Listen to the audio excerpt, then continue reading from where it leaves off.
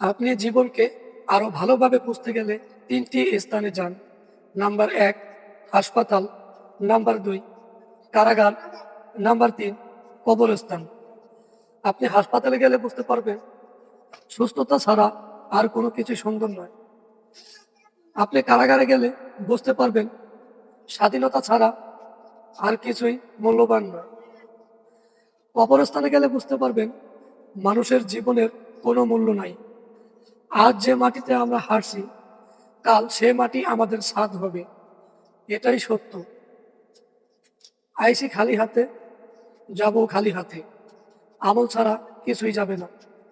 তাই আসুন আমরা 5 ওয়াক্ত নামাজ পড়ার চেষ্টা করি।